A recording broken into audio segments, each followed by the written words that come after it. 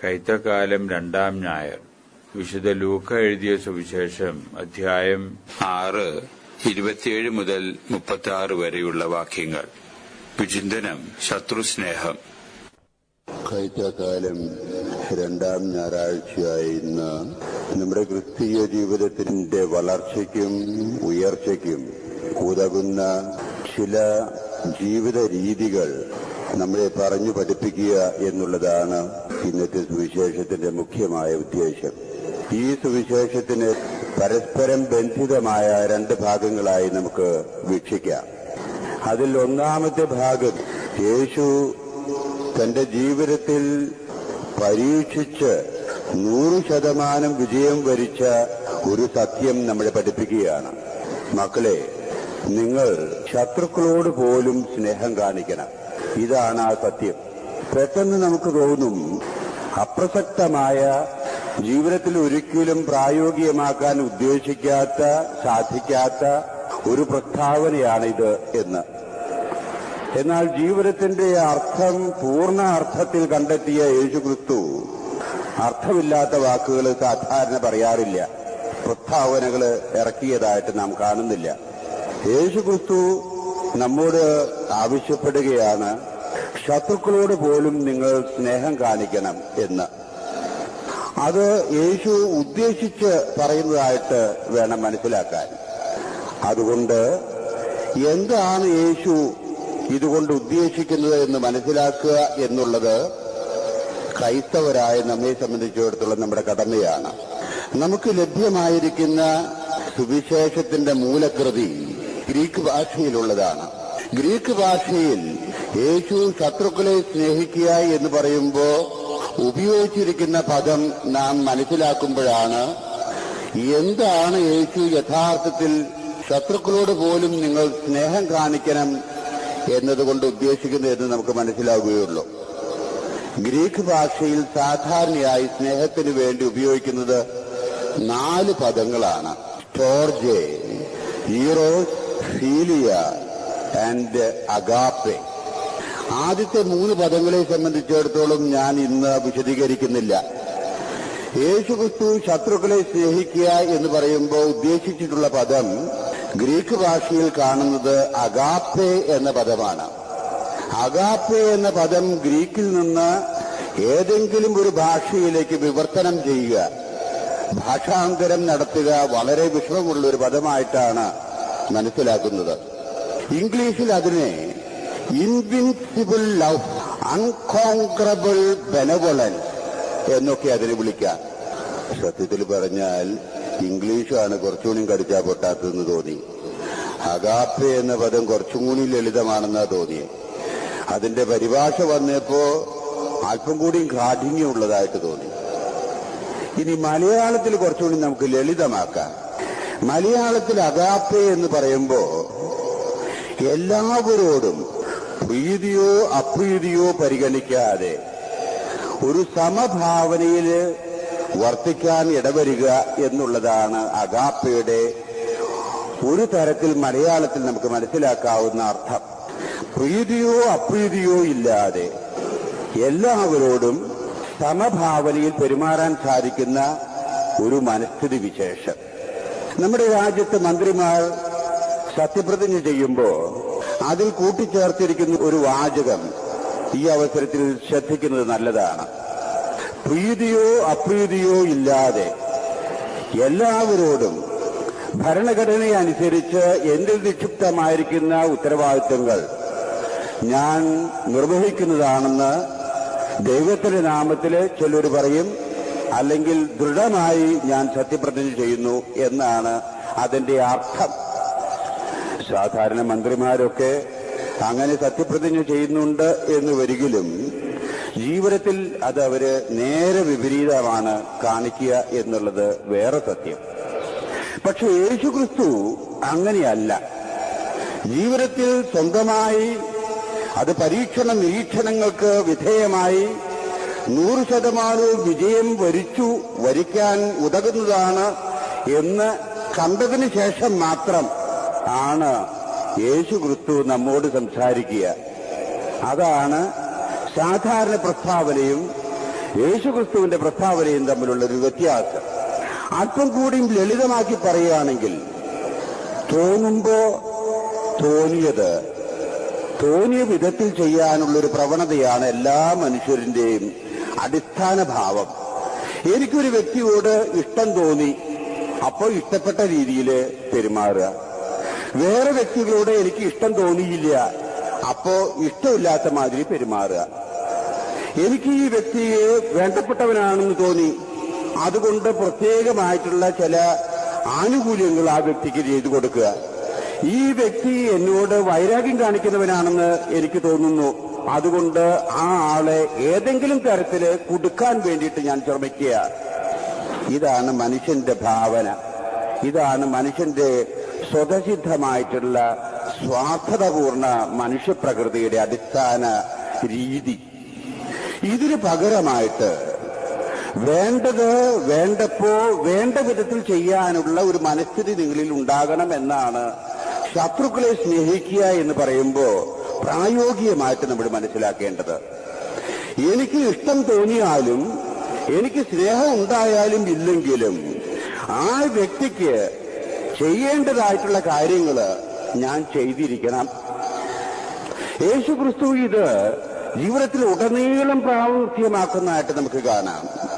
തന്നെ ഒറ്റുകൊടുക്കാനാണ് ശ്ലീഹന്മാരിൽ ഒരുത്തനായ യൂദാസ് ഇറങ്ങിപ്പുറപ്പെടുന്നത് എന്ന് മനസ്സിലാക്കിയിട്ട് പോലും മറ്റ് ശിഷ്യന്മാരെ അഭിസംബോധന ചെയ്യുന്ന അതേ പദം തന്നെ ഉപയോഗിച്ചുകൊണ്ട് യേശുക്രിസ്തു യൂദാസിനെ അഭിസംബോധന ചെയ്യുകയാണ്. സ്നേഹിത എന്ന, ദുഷ്ട എന്നല്ല, വഞ്ചക എന്നല്ല, അങ്ങനെ അധിക്ഷേപിക്കുന്ന ഒരു പദമല്ല യേശു. തന്നെ ഒറ്റിക്കൊടുക്കാൻ പോകുന്ന ആ നിമിഷത്തിൽ പോലും യൂദാസിനെ അഭിസംബോധന ചെയ്യുന്നത്. ഇതാണ് വേണ്ടത് വേണ്ടപ്പോ വേണ്ടത് ചെയ്യാനുള്ള മനസ്സിന്റെ ഒരു ഭാവം. ഒരുപാട് ക്ഷമ, അതിലേറെ സംയമനം. ഇങ്ങനൊരു ഭാവം മനസ്സിൽ വളർത്തിയെടുക്കാൻ ആവശ്യമുണ്ട്. ഒരുപാട് ക്ഷമ, അതിലേറെ സംയമനം ആ മനുഷ്യ വ്യക്തിയിൽ ഉണ്ടെങ്കിലേ വേണ്ടത് വേണ്ടപ്പോ വേണ്ട വിധത്തിൽ ചെയ്യാൻ ഒരു വ്യക്തിക്ക് സാധ്യമുള്ളൂ. അല്ലെങ്കിൽ വികാരത്തിന്റെ അതിപ്രസരത്താൽ ഇഷ്ടം തോന്നി വൈകാരികമായ ഭാവം കൊണ്ട് അങ്ങനെ വഴിവിട്ട് പോലും വ്യക്തികളെ സഹായിക്കാൻ ഇടവരുന്നു, അഴിമതിയായി. എന്നാൽ ചില വ്യക്തികളോട് ഇഷ്ടമില്ല, വൈരാഗ്യ മനസ്ഥിതിയാണ്, എന്നാൽ വഴിയിൽ കൂടി സഹായിക്കാൻ സാധിക്കേണ്ടത് പോലും വഴി മുടക്ക് ഉണ്ടാക്കുന്നു. ഇതാണ് മനുഷ്യന്റെ സ്ഥിതി.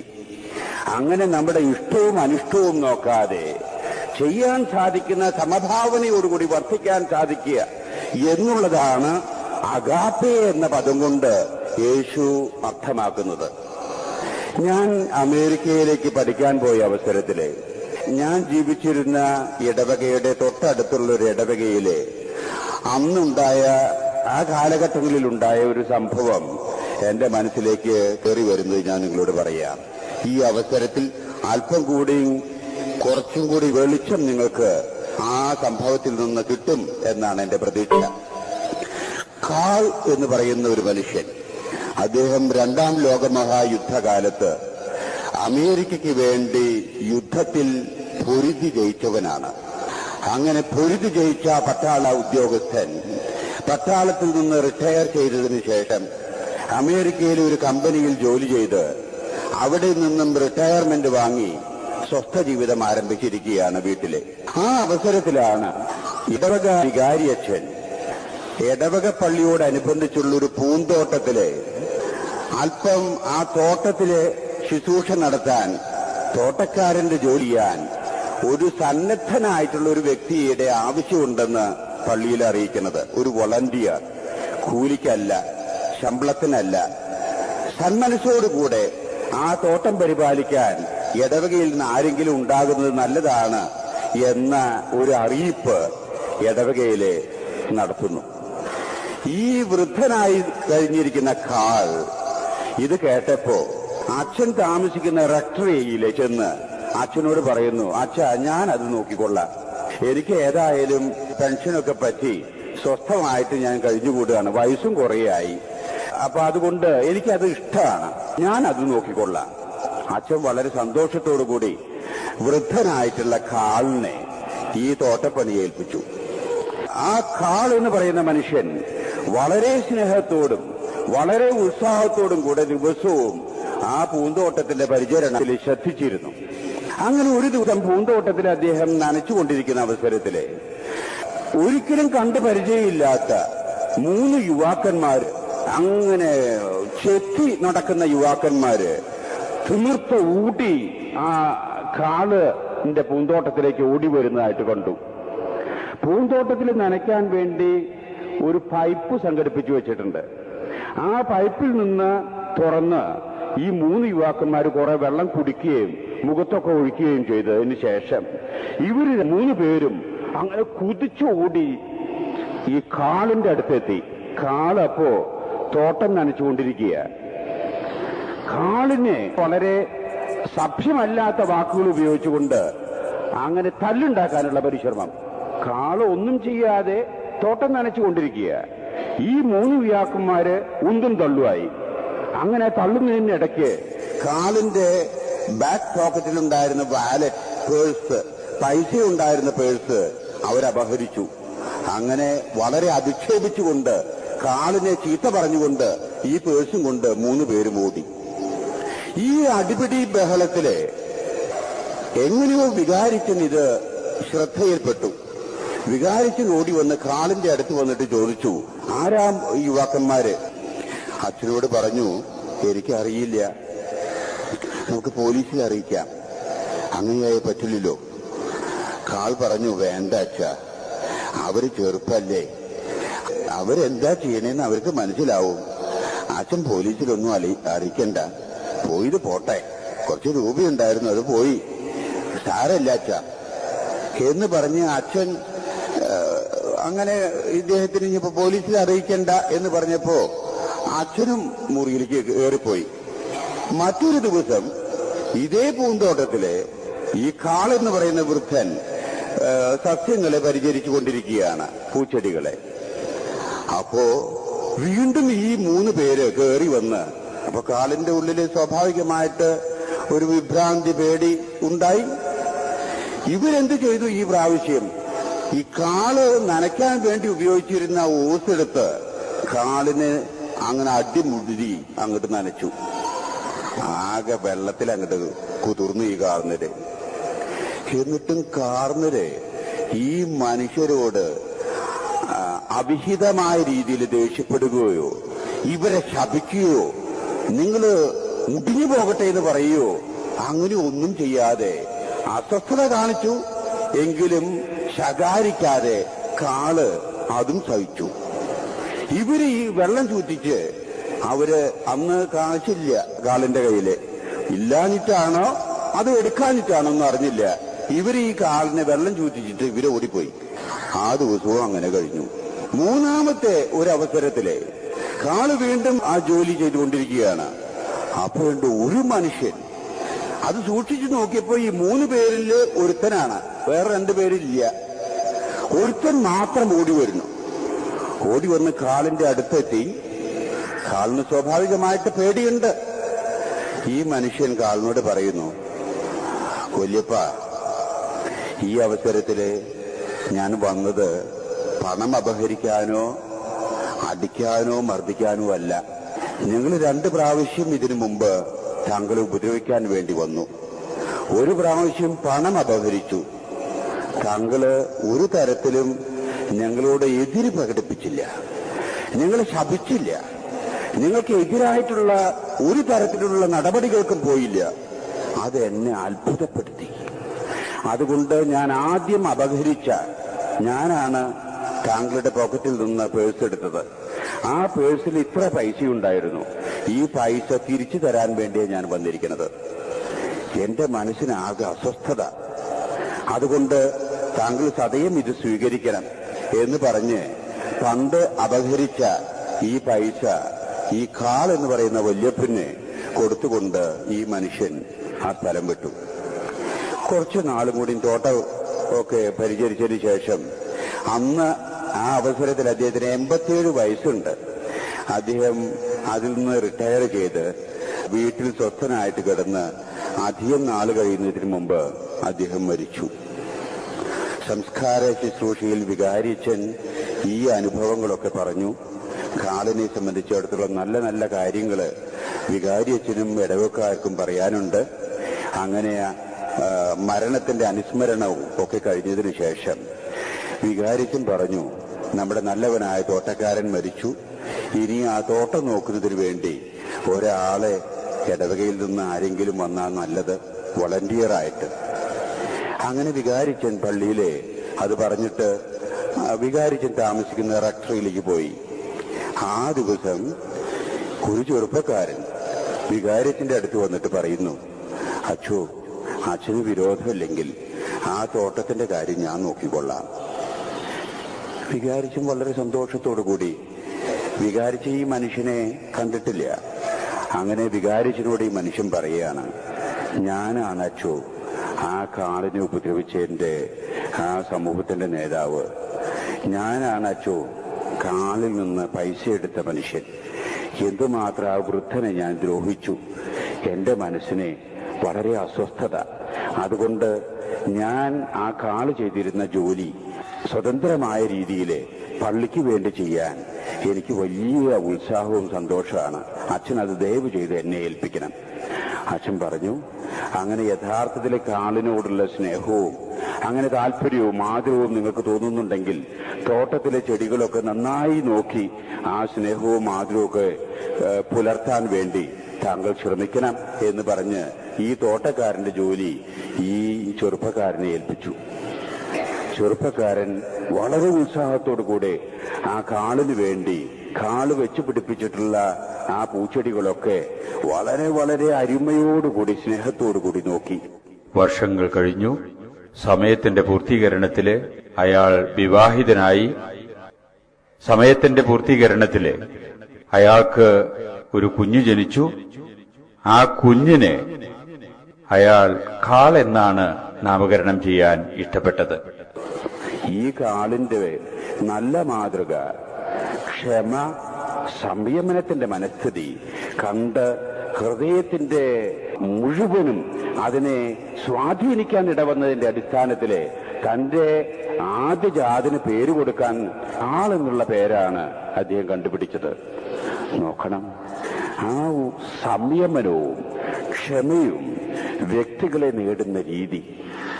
നമ്മുടെ തന്നെ കൊച്ചു ജീവിതങ്ങളിലെ നമ്മൾ ആരോടെങ്കിലും എപ്പോഴെങ്കിലും യഥാർത്ഥത്തിൽ ക്ഷമിച്ചിട്ടുണ്ടെങ്കിൽ ആ ക്ഷമയുടെ അടിസ്ഥാനത്തില് നമുക്ക് നമ്മോട് തന്നെ മതിപ്പേ ഉണ്ടാവുള്ളൂ. ആ ക്ഷമയുടെ അടിസ്ഥാനത്തിൽ നമുക്ക് കൂടുതൽ സമാധാനേ അന്തരംഗം ഉണ്ടാവുള്ളൂ. എന്നാൽ ആരോടെങ്കിലും വൈരാഗ്യം വെച്ച് ആ വൈരാഗ്യത്തിന്റെ അടിസ്ഥാനത്തിൽ ജീവിക്കാൻ ഇടവന്നാൽ ഉള്ള സമാധാനം ഭഞ്ജിക്കപ്പെടുകയുള്ളൂ. ഉള്ള സമാധാനവും സന്തോഷവും നമ്മുടെ ജീവിതത്തിൽ നിന്ന് ചോർന്നു പോകുന്നതായിട്ടാണ് കാണുക. നമുക്ക് നമ്മോട് തന്നെ മതിപ്പിന് പകരം വെറുപ്പുണ്ടാക്കാൻ ഇടവരുന്ന സ്ഥിതിവിശേഷം നമ്മുടെ തന്നെ കൊച്ചു ജീവിതത്തിലെ നമ്മൾ അപഗ്രഥനം ചെയ്തു നോക്കിയാൽ ആരോടെങ്കിലും പ്രത്യേകിച്ച് നമുക്ക് വൈരാഗ്യം തോന്നുന്ന ആളുകളോട്, നമുക്ക് ഏതെങ്കിലും വിധത്തിൽ വിഷമം ചെയ്തിട്ടുള്ള ആളുകളോട്, നമുക്കെതിരായിട്ട് ഏഷണി ഉണ്ടാക്കിയിട്ടുള്ള ആളുകളോട് ക്ഷമിക്കാനും സംയമനം കാണിക്കാനും സാധിച്ചിട്ടുള്ള നിമിഷങ്ങളെ സംബന്ധിച്ച് അതിയായ സന്തോഷം, അതിയായ മതിപ്പ് നമുക്ക് നമ്മോട് തന്നെ ഉണ്ടാകുന്നതായിട്ട് മനസ്സിലാക്കാൻ ആഗ്രഹിക്കുന്ന വ്യക്തികൾക്ക് മനസ്സിലാകുന്നതായിട്ട് കാണാം. അത് തീർച്ചയായിട്ടും സന്തോഷദായകമാണ്. എല്ലാ വ്യക്തികൾക്കും നമ്മോട് എതിരി നിൽക്കുന്ന വ്യക്തികളെ ക്ഷമയോടുകൂടെ സംയമനത്തോടുകൂടെ നമ്മൾ ആ വ്യക്തികളോട് പെരുമാറാൻ ഇടവന്നിട്ടുണ്ടെങ്കിൽ അതിന്റെ അടിസ്ഥാനത്തിൽ ഒരിക്കലും നമ്മൾ ദുഃഖിക്കാൻ ഇടവരില്ല, സന്തോഷിക്കാനേ ഇടവരുള്ളൂ. ഈ ഒരു സത്യമാണ് യേശുക്രിസ്തു നമ്മളെ പഠിപ്പിക്കുന്നത്. എന്താ സത്യം? നമ്മുടെ വികാരത്തിന്റെ തീവ്രതയിലെ എടുത്തു ചാടി പെരുമാറാതെ അല്പം ക്ഷമയും അതിലേറെ സംയമനവും കാണിക്കാൻ മക്കളെ നിങ്ങൾ പഠിക്കണം.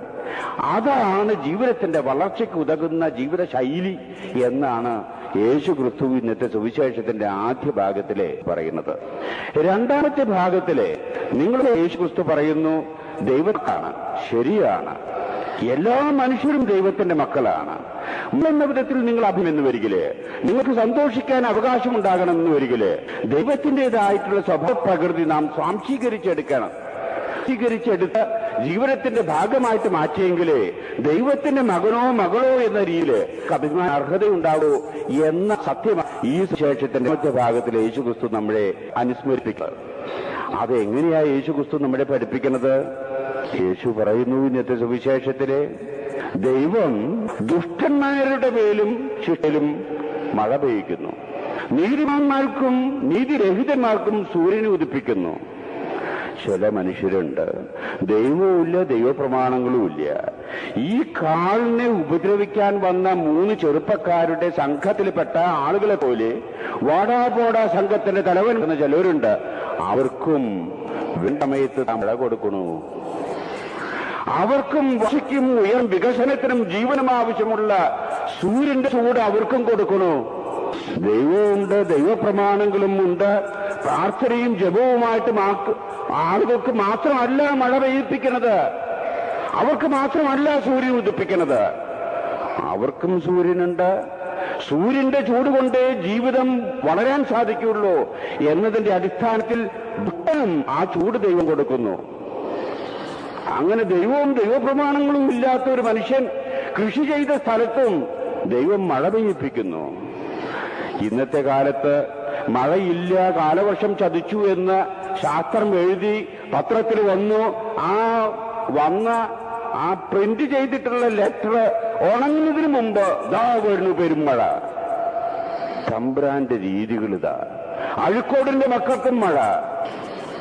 അത് നല്ലവനാണോ മോശവനാണോ, ദുഷ്ടനാണോ, പള്ളി പോകുന്നവനാണോ അല്ലാത്തവനാണോ എന്ന് നോക്കിയിട്ടല്ല തമ്പുരാന്റെ പ്രവർത്തനം. കണ്ടു, തമ്പുരാന്റെ ക്ഷമ കണ്ടു, സംയമനം കണ്ടു.